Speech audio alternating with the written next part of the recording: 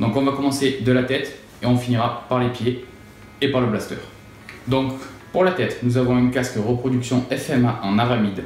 Très très bonne reproduction avec l'effet granulé, le lock derrière qui vous permet de le régler. Franchement, reproduction top.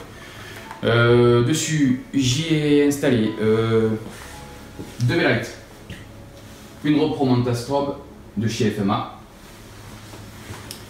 un Wilcox L4 G24 sur lequel j'ai installé une paire de Anvis 6 tube 3ème génération type aviation. Très bon tube et super JVL. Voilà, binoculaire, c'est le top du top. Pour vous faire une petite démonstration, voilà. Bon, hein, tout le monde sait ce que c'est une JVL. Ensuite, protection oculaire. Oakley M-Frame 3.0 balistique, donc en coloris Coyote. Pour la communication, j'ai un Comtac 2 en RD en Dualcom, monté avec des arcs RD aussi. Branché PTT Nexus, donc d'un côté j'ai un 10-pin maritime sur une Toy Soldier en 10-pin et j'ai un 6-pin Nexus aussi sur une 148 TRI, donc là c'est une 148 Toy Soldier en 10-pin. Voilà. Ensuite, le gilet, un 6094K de chez Semapo, super repro. Voilà, pour moi il n'est pas indispensable d'avoir du LBT pour faire ce qu'on fait, je veux dire le Semapo suffit amplement. En port assez important, donc rechargement facial, vous avez une petite admin, une poche admin, vous pouvez foutre votre carnet, vos stylos, vos goodies. Moi j'ai deux chargeurs PA, donc les radios, j'ai deux tornados dans les poches fumigènes. À l'arrière j'ai une poche Hydra en 27 OZ, c'est ma peau aussi, donc en AORD. Un weapon catch sur lequel j'accroche mon M79 Pirate Gun. Donc ça c'est pour les parties et les OP sur lesquelles il y a pas mal de terrain, sur lesquels il y a des véhicules.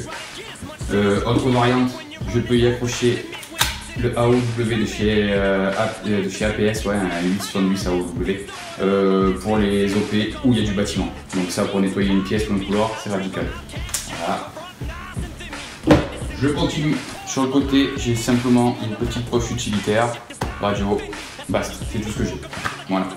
Ensuite, en appareil, nous avons donc un Combusher Trade Precision All Gen en matière polyester respirant. Combat Pente, Trade Precision aussi, donc rien à dire sur le Trade. Ceinture, c'est toujours la même, c'est une King Arm, ça fait des années que je l'ai, ça suffit amplement. La lanière, c'est une Repro aussi. Repro Safari Land pour PD126 avec l'ombre. PD126 Tokyo Marui, c'est toujours le même avec sa X300. Voilà. À l'arrière, j'ai une blow-out poche de chez Toy Soldier, ainsi qu'une reproduction de couteau Winkler Knife. Donc je vous présente. C'est vraiment fait pour l'airsoft, ça coupe pas, qu'il n'y ait pas de malentendu. Voilà. Donc la blow-out c'est fait. Après niveau appareil, je crois qu'on est pas mal. J'ai des gants Mechanix 4X, c'est vraiment top. Ça résiste à pas mal de choses, les ronces, etc. Les chaussures, c'est du Salomon Quest 4D, c'est toujours les mêmes, j'ai pas changé, ça tient la route. Vous pouvez voir derrière moi, il y a plusieurs gilets, donc je vous ferai d'autres reviews avec d'autres configs. Ça c'est config standard, c'est celle que je mets le plus souvent, voilà, config standard, simple. Je vais vous présenter en vitesse les changements sur mon blaster.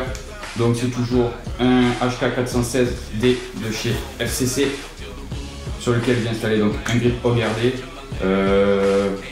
EOTech XPS 3.2 RD, PEC 15 LA5 de chez Element avec lampe et laser infrarouge. Ça c'est pas mal quand vous avez la JVL. Surfire M600 avec son filtre infrarouge aussi, idéal pour la JVL, même si avec ce genre de produit on n'en a pas forcément besoin. Le suppresseur c'est toujours le même, hein, c'est Mapool.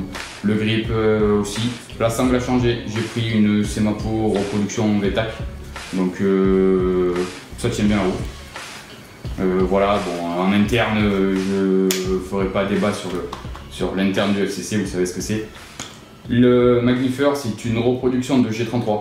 Donc pour ce qui me sert surtout de déco, j'ai pas voulu investir dans du RD, je trouve pas ça forcément utile. Les sites, ce sont des reproductions de Sidecac, un Garmin 301, 101, pardon, j'ai le 401 un petit peu plus loin, donc 101. Voilà, quoi vous dire de plus sur le loadout. Je pense que j'ai fait le tour. C'est rapide, mais au moins vous voyez à peu près ce que j'ai en loadout. Inspiration, je dis bien inspiration, donc pas de Reenact. Hein.